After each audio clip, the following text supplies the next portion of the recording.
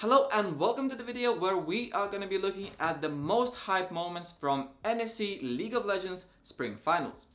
In the finals we had Warwick University playing against University of Bath, and of course videos full of spoilers, so you're warned. If you haven't seen the games, if you want to see the full VODs, go and watch them now before you watch this video.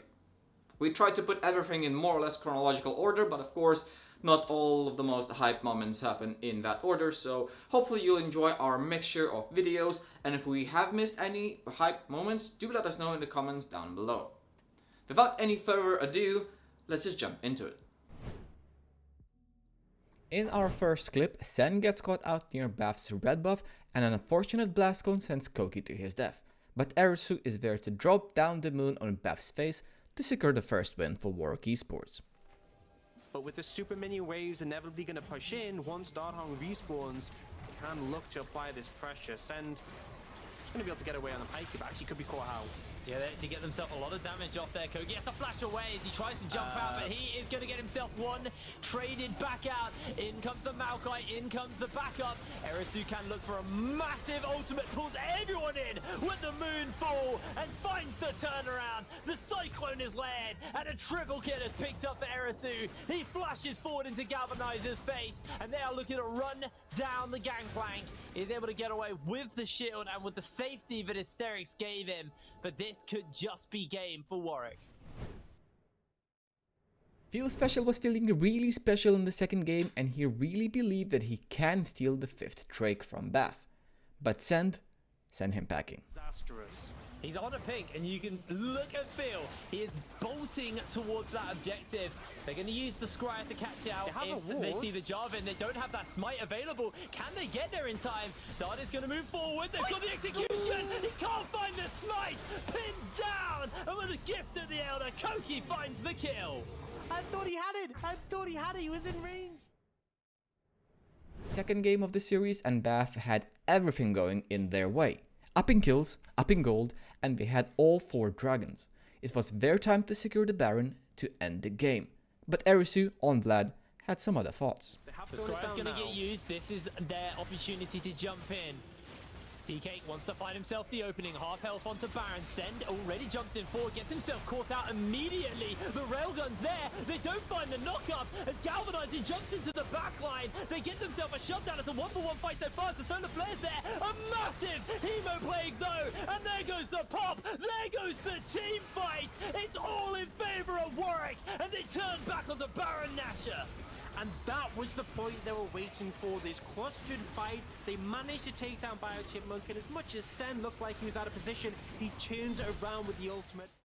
Later in the same game, a failed engage from Feel Special onto TK cost Bath everything and gave Warwick yet another ace. On the Yasuo, pretty standard. No, it's lock it for sure. Yeah, always lock it.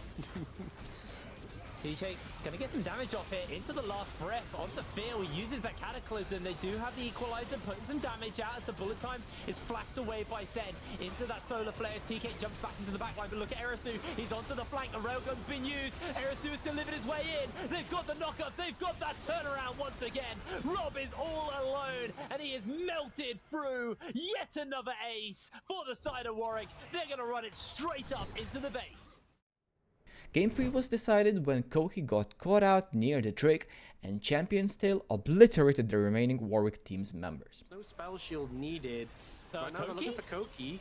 Koki's gonna get caught out by the pillar. He's flashless. Galvanizer's gonna jump onto him, and Koki has to use the wild growth on himself. Biochipmunk gets himself a killing spree as Champion's Tale takes out Send, and that's another one picked up for the side of Bath. They've just done enough to close this game out. What was Koki doing there?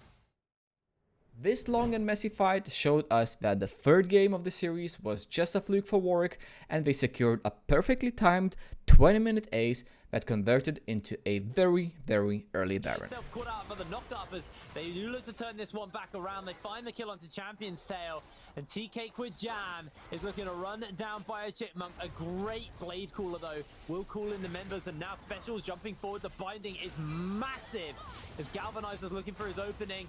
That's going to be the blood pool used by Erisou as he's running away. They get the black shield that was onto him, and beautiful. now Friel, he's ignited, he's low. Koki flashes forward, and Erisou's ignite is enough to get the kill. Dard is closing in with the Nature's Grasp, finds himself a catch onto one, and Galvanizer, he will be melted through. Erisou catches him out, but he is going down. That's the end of Rob. That's the ace for Warwick, and this should be a mid lane turret picked up. I think they're actually just looking towards the Baron. It's just spawned now, and they're going to take that one. Huge team fight for Warwick. In the fourth game of the series, a last-ditch effort by Bath to engage onto Erisou cost them the game when an unchecked Koki obliterated their team, got a quadra kill, and sent them to the museum where they belong. Feels looking to come forward. Galvanize has to be careful. They do get the impale off on 2-1 already. Erisou goes golden into the moonfall. Champion's Tail has to flash away, and Koki goes in with the exhaust to get the damage off. Erisou's going to survive for absolutely ages. Gets an assassination off. Has the empowered transfusion as well. Is going to get pulled into the death realm, but his team are just going to run amok. In the meantime, Erisou finally goes down, and in comes the tree to get the damage on. The subjugate's there, and Koki's going to run him through. Another ace and a quadra kill for Koki. They're teleported in. This should just be the game for Warwick. Game number 3 was so rough, but game number 4 they come back swinging, and Koki's Ezreal was just unbelievably clean in this game. The turrets will crumble, and Bath can do nothing but watch as their Nexus will fall here. They're going for a few glory kills, and now the rest of the team are coming in. Maybe they can find an interrupt. The knockups are going to land onto the wrong members, and Warwick will be the champions. And hold up. Before we go into number 1, there's one really important thing that we wanted to tell you. If you have been living under a rock and you don't know what Future Gen event is, what are you doing with your life? What is happening?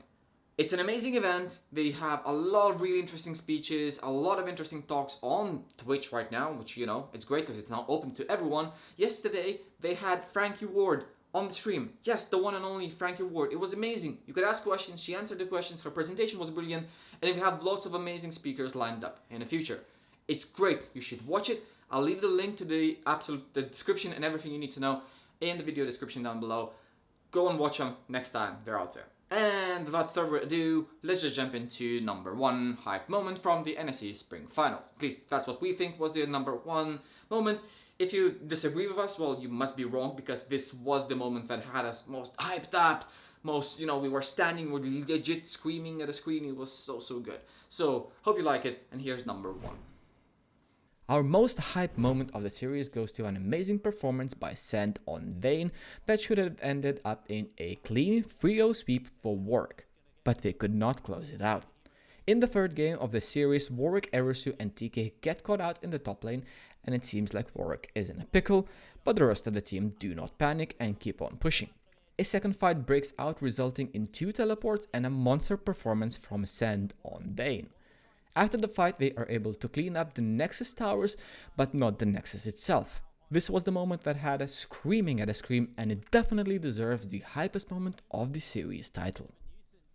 They don't take out that inhibitor turret. The base is maybe a little bit too slow. They're going to teleport away to try and collapse in. Teleport's also coming in. Sen's got to try and survive a very long time. Has that wild growth. Galvanizer has the chrono break onto him. That's going to be Sen flashing away. He finds himself 1. He finds himself 2. Galvanizer is next to fall down to the Vayne. Sen's shields are just way too big. And Warwick come up massive.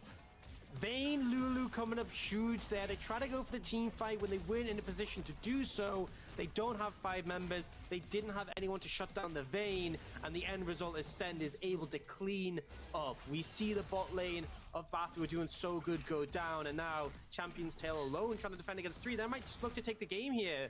They might look to close out the series here. Champion's Tail is already being jumped onto. Look at the damage! Senj takes him down. There's 28 minutes on the clock. Dard will get executed by the turret here. And they've got a cannon minion to work with. Send is going to cut through this turret so quickly. It's now now fallen. In comes the backup. In comes the team. It looks like they can't commit for more, but Erasu actually jumps in forward. It looks like it was just the base all along. Chrono Shift's being used. Send is trying to survive for the moment. It's going to get the pop. In comes Frail. Feel's going to get cut through by that Blade of Ruin King. Look at the damage Send is able to do. The railgun is there to cut them through, though. It looks like the Nexus will be left open. Kogi has to flash away. Galvanizer speeding forward. Slowed down by the Glitter Lance, and Send continues to run. Kogi is the sacrificial lamb for his team. And Warwick have an open Nexus. Thank you for watching. I really hope you enjoyed this video. It took us a while to get everything sorted and everything done. So really hope you enjoyed the video. If you did actually enjoy the video, just make sure please to follow us, hit the like button, hit the subscribe button and all of those things.